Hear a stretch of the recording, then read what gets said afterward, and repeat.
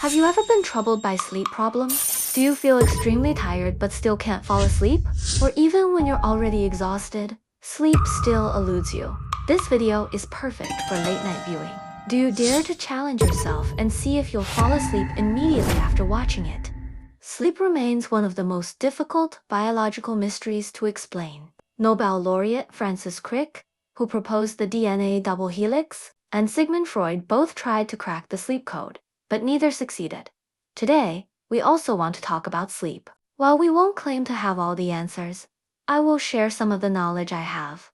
In this video, I will discuss the logic behind sleep, its benefits, and finally, offer some methods to help with sleep. Let's get started. First, what is sleep? Why do you want to sleep? And why do you wake up? To answer this, we need to mention a concept: circadian rhythm. This is your body's internal clock, which continuously creates sleep pressure.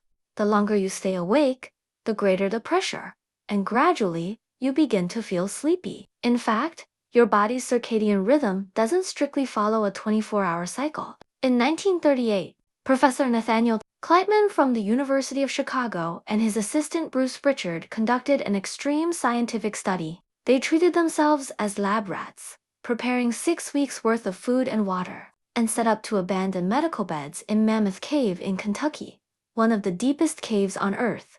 Of course, they also brought many measurement devices and placed water buckets under each bed to prevent animals from crawling up. It sounds a bit eerie, doesn't it? They found that in complete darkness, the body forms an endogenous circadian rhythm. Both of them didn't wake up or fall asleep randomly. Instead, they followed a 15-hour wake period and a 9-hour sleep period in a regular cycle. Furthermore, your circadian rhythm changes with age. For a 20-year-old, the cycle is around 26 to 28 hours, while for a 40-year-old, it's closer to 24 hours. The average circadian rhythm for adults is around 24 hours and 15 minutes. When there is sunlight, organisms prioritize the natural rhythm, which takes precedence. Whether you're asleep or not, your body's circadian rhythm operates continuously. It keeps you awake during the day and slows you down at night. Though the rhythm is cyclical, people's sleep schedules vary. About 30% of people are late sleepers, 40% are early risers, and the remaining 30% fall somewhere in between. For instance, I am a late sleeper, struggling to fall asleep and afraid of waking up early, especially in today's society, where early rising is the norm. Late risers are often labeled as lazy. So, we can't sleep, and we can't sleep in until noon either. This constant cycle of staying up late and waking up early wears us down. The lack of sleep leads to depression, anxiety, irritability, and even impacts our overall life expectancy. So, how can those who struggle to fall asleep improve their sleep quality? Don't worry, I'll cover that in the third part. Now, after discovering the circadian rhythm, what is the underlying logic of sleep?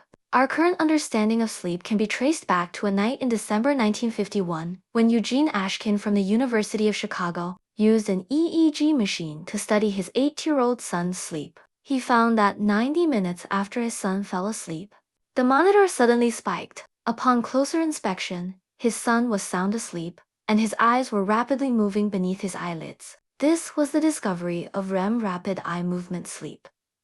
Ashkin didn't immediately publish this finding. Later, Professor Kleitman, who had stayed in Mammoth Cave, conducted a verification study with his daughter, who was under a year old. Scientists, families certainly make a huge sacrifice. This confirmed the earlier discovery. Kleitman and Ashkin believed that human sleep alternates between two completely different sleep modes. They named these phases based on eye movement characteristics: non-REM sleep and REM sleep. This marked the official beginning of sleep cycle research. Subsequent studies found that, during the first half of the night, non-REM sleep predominates, while REM sleep dominates in the latter half.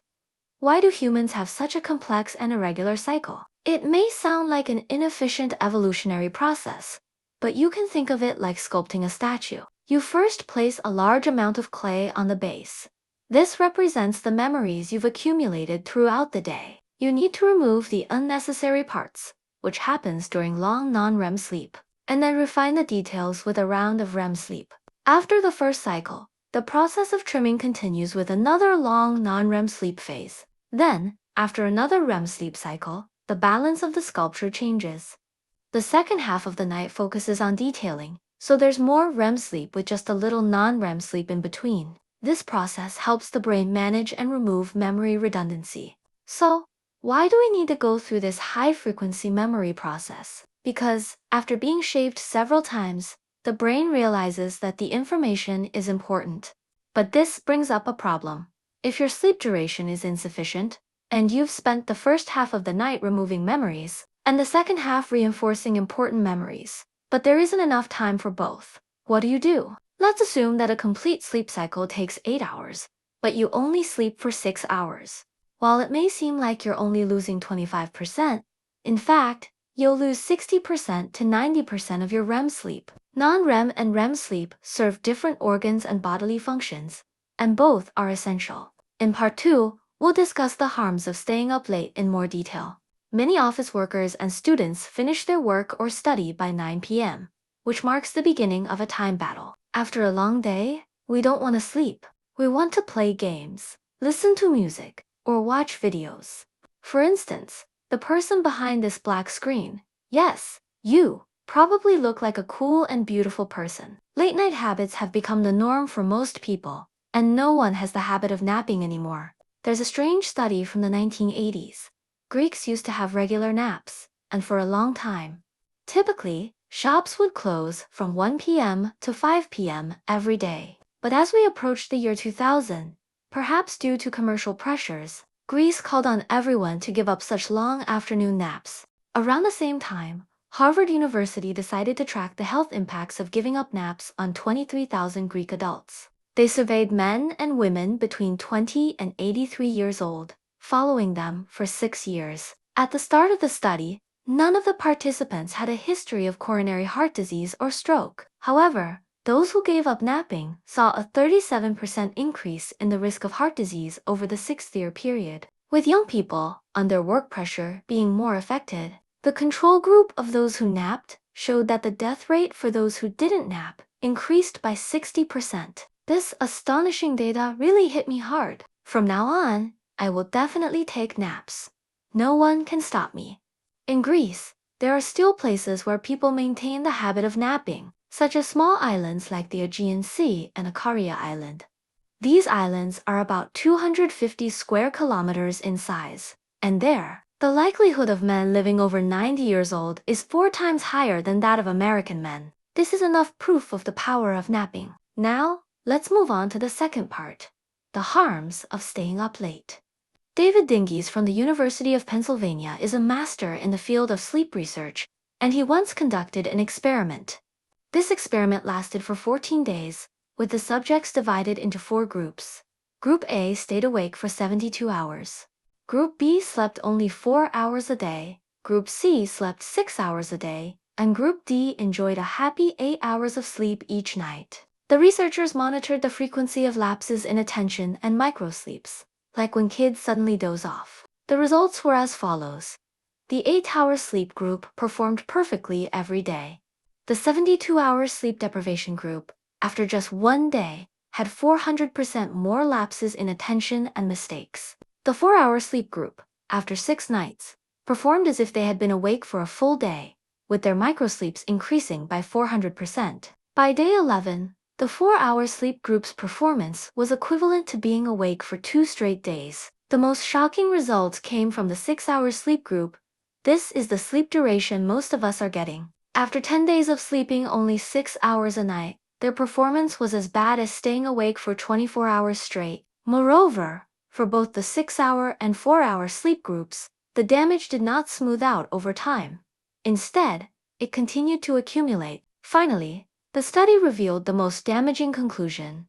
If you don't get enough sleep, you don't realize how badly it's affecting you. People who stay up late often underestimate how poorly they are performing. Many people, after staying up late, partying or drinking, confidently tell their friends, "I'm fine, I can drive myself home." Foolish humans. Even aliens would be confused by this behavior. With prolonged sleep deprivation, people start to adapt to their reduced performance, lower alertness, and decreased energy levels. just like how people can adapt to bad smells. You only notice the smell when you leave a space and return. This shows how powerful the human adaptation system is. Millions of people are blindly sticking to 6 or 4 hours of sleep, never maximizing their potential. Don't be misled by pseudoscience. Back to Dingus research. You might think that catching up on sleep would help, but even after 3 nights of recovery sleep, the brain hasn't fully recovered. It hasn't returned to the regular 8-hour sleep state, and the brain remains ineffective. So what we can do is treat sleep as the #1 priority every day.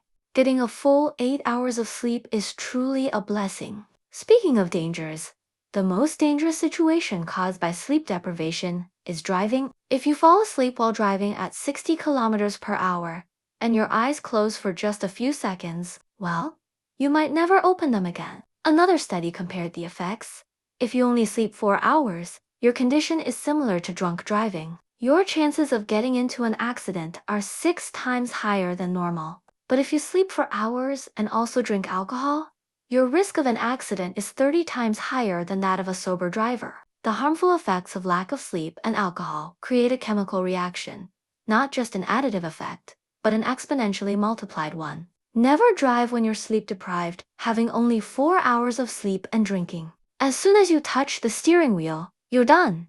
To summarize simply, people who lack sleep are physically and mentally impaired. People who lack sleep and drink alcohol are even more impaired. Anyone who thinks that sleeping only 4 hours a night is fine is being deceived. In reality, only about 0.0001% of the population has a gene, BHLHE41, that allows them to function well on little sleep less than the chance of being struck by lightning. Finally, humans cannot make up for lost sleep. The other dangers of sleep deprivation include a higher likelihood of depression, bipolar disorder, anger, anxiety, and a reduction in life expectancy. It also increases the risk of cardiovascular diseases and dementia, among others. So, what should we do if we must stay up late? How should we allocate our short sleep time for better results? The U.S. Federal Aviation Administration has a concept for pilots called power naps. They schedule these naps in the first half of the flight, before takeoff. And these preventive naps significantly reduce the likelihood of a pilot falling asleep at the wheel during landing. So, if you absolutely must stay up late, try to take a short nap in the first half of the night, rather than waiting until after you've finished all your tasks. This will improve your efficiency and provide your body with a bit of insurance to minimize the damage as much as possible. Now, let's move on to the most important part of today's discussion. How should we sleep? The biggest issue with sleep today is helplessness. Young people face the high pressure of unaffordable housing and the fear of being left behind. Students, even though the government calls for reduced burdens, still feel immense academic pressure. People in their 30s are caught between caring for aging parents and raising children. Everyone seems to be struggling. In such circumstances, how can we ensure high-quality sleep? In fact, this is a psychological battle. I know I could easily wrap up this video by saying something simple, like don't drink coffee, and don't use your phone before bed. But does that really help? Probably not. The core issue is that during the day, we often do too many so-called self-improvement activities learning, and trying to increase our earning ability that we end up overworking ourselves. In our spare time, we pick up our phones and get trapped by the constant flow of information, quickly losing our energy and motivation. We don't want today to end, so we desperately try to fight for our time, which leads to staying up late. And staying up late only makes tomorrow worse, which causes a vicious cycle. So, the first conclusion we can draw is, no matter how unsatisfied we are at night, we should never seek satisfaction through our phones. Do you remember the emptiness after turning off your phone countless times at 3 a.m.? That feeling of being powerless to change your life, yet only being able to kill time by scrolling on your phone? The 3 major electronic devices, computers, TVs, and phones, should all be placed on your no-go list before bedtime. Try to avoid them as much as possible before going to sleep because they don't provide us with true satisfaction. What we need is a psychological cue. We need to do something to tell ourselves, I'm done for today, and it's time to end it here. I'd like to share a small trick of mine. You probably have wireless earphones by now. If not, you can buy a pair for just a few bucks. For example, listen to someone's book summary or an ASMR recording, preferably a same-gender recording, not opposite gender. Listen to a guided meditation or a story you like. Right now, I'm listening to The Three-Body Problem. I walk into the bedroom with my earphones on, set the volume to 30% to 40%, and if I fall asleep quickly, I set the audio to stop after 20 minutes. Then, I put down my phone, lie in bed, close my eyes, and tell myself, I'm happy now. I'm lying on this comfortable bed, listening to something I like, and today has come to a great end. This gives you a sense of satisfaction through your subconscious mind. Usually, I start feeling drowsy within 20 minutes. If I don't, I'll take the earphones off, or switch to even more soothing audio if I feel more awake, or analyze what I did before bed. Let me briefly list how to arrange your time before bed. If possible, try to take breaks and pause. If someone argues that sleeping less is better, feel free to share this video with them. Finally, I hope you have a good night's sleep.